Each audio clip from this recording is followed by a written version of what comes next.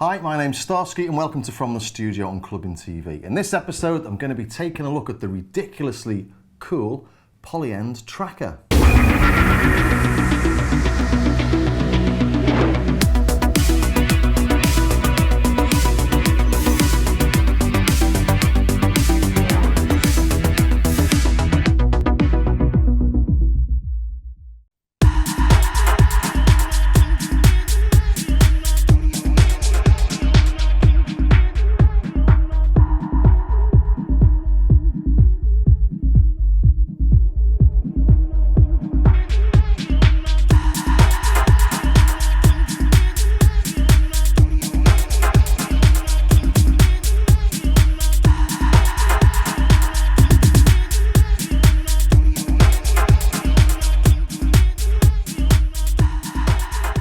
And what is it? Well, essentially it's a studio in a box, it's a sequencer, it's a sampler, it's got inbuilt granular synthesis, wavetable synthesis, it's even got a little FM radio in there as well. It's got effects, it's got mastering effects, so everything you need to create a track you've got in this one little box. But why is it called a tracker?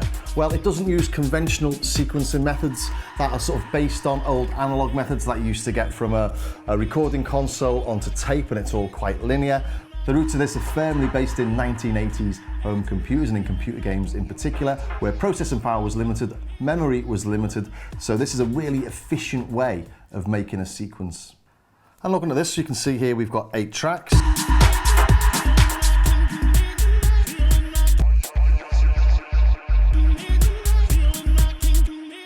If we go into the pattern page,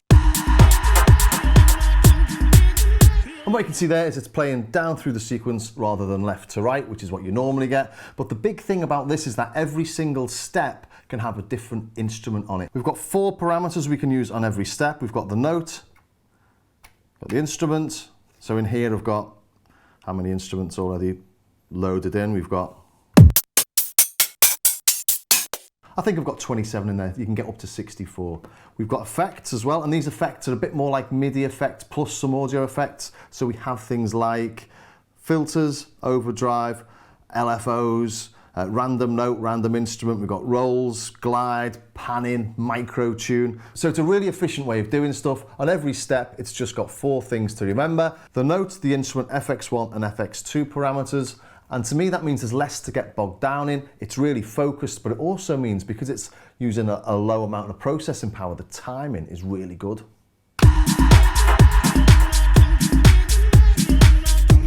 So to boil it down into the basic things, it's a sampler with a sequencer plus a couple of synth engines and a few tricks up its sleeve. So let's take a look at what we get with the hardware.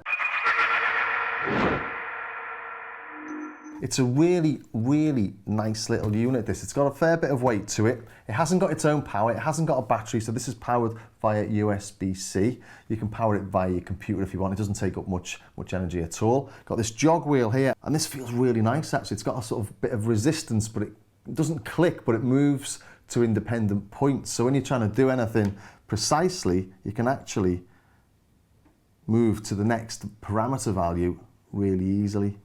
It's really quite cool. It does feel nice. Got these silicon buttons here, these 48 silicon buttons. And these are either used for playing an instrument. They're in 4 rows of 12, so every row is an octave. Or you can pick your sample, go to instrument. Change the length of your pattern. So it's at 64 at the minute, 112, 128, 20. Let's put it back on 64. So you find yourself using those all the time. These 8 buttons here select what you're doing on the screen. So if we go into the master mode, for example, we mute the tracks. Or solo them. It's not a touch screen, it doesn't have to be. It's really easy to navigate using the buttons. If we go back to the pattern, for example, just move around, go to the top, select the whole row. Select everything, and then use the buttons below the screen for all the menus. So expand pattern, duplicate pattern, copy pattern. so you don't miss it having a touch screen whatsoever. On the top right here, we've got our screen selectors, or our mode selectors, I suppose. So it's really easy to navigate your way around it. So I'm trying to think of what to do first on this, and I think maybe show you some of the instrument parameters and how you sort of mess around with the samples. Going to sample playback, we've got one shot, forward, backward loop, ping pong loop.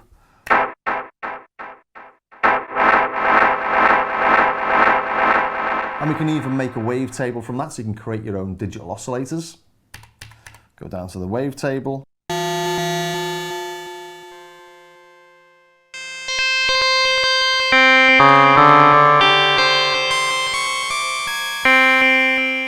And if you go into the instrument parameters, then we can do things like change the envelope, so take the release off.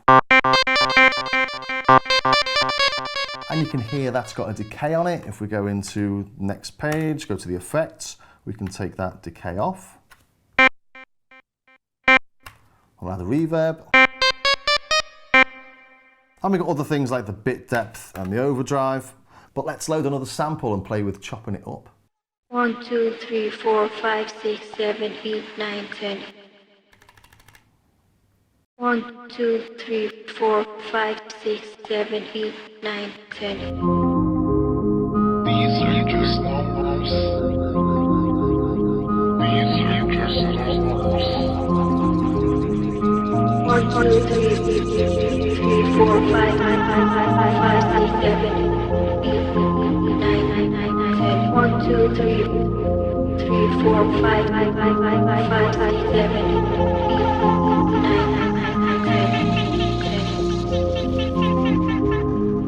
These are just numbers. And that's really useful for chopping a sample up, obviously.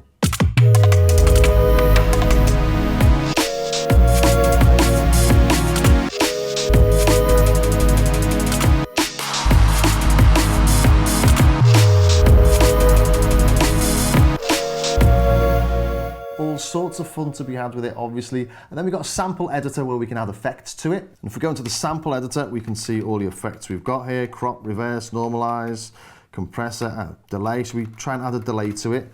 So select effect, time, let's put it on about, it's 170 BPM, so around 340 milliseconds. Let's turn the feedback down, preview it.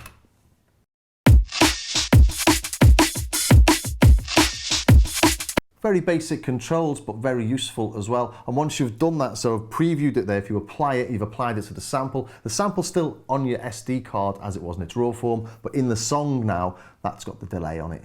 Let's try it with something else. Let's try vocal sample. These are just numbers. These are just numbers. Go into the editor. Let's time stretch that. Time stretch it as a beat. And time stretching as a beat, you can set the BPM. If we go in, select effect. BPM 174. Let's just knock that down so it goes a bit slower. Granule 1, let's just see what it sounds like. These are just numbers. So it's definitely time stretched. So loads of stuff you can do with your samples. One thing we've not looked at yet is granular. Let's have a look at that.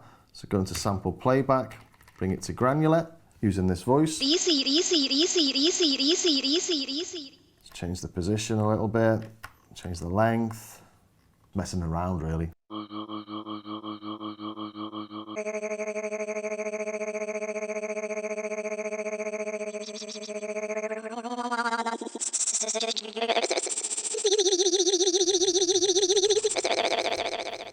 Maybe not the best sample to try and get a tone out of, but let's try and make a beat.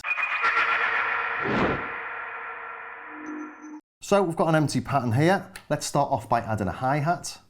And the reason I'm going to start with a hi-hat is to show you how you can fill the spaces really quickly. So if we select the instrument, hi-hat closed, let's select the note, we'll have a C5. And now let's fill the whole pattern in. Let's go to record, let's just go shift and up, and now we've selected everything. Go into fill. We're going to fill each of them, every single step, or should we do random? Let's do it random so that density, let's see, let's put the density at I don't know, 82%. So 82% of those steps will get triggered. Note, let's put it on the C5 again so they're all the same. And fill. There we go. What have we got there? Let's take out a record in case I ruin anything. That's probably about 82%.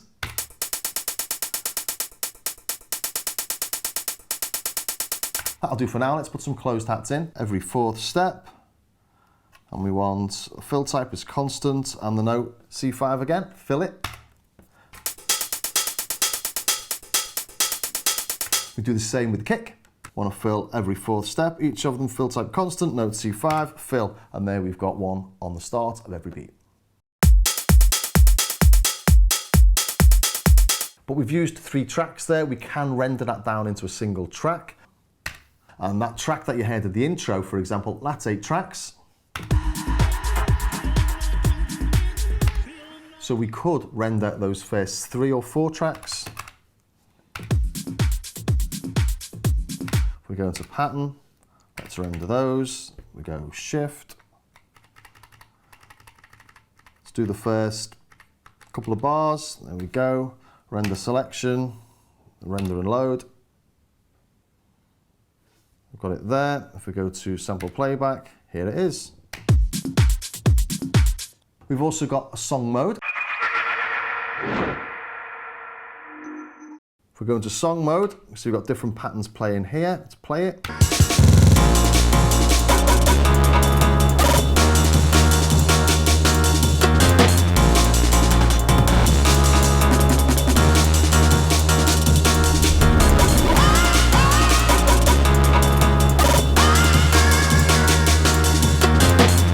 We can also record stuff in this as well, so we can record from vinyl, for example. And this is a clip from a YouTube video where I sample Chicago, but of course I've got a few copyright claims on that because I'm sampling a record, so I can't play it on this. But it's well worth checking it out on my YouTube channel because it's a decent little track and it shows what you can do with this if you were intending on using it as a DJ tool. So I think I've gone over most of the major functions of this. What are my final thoughts?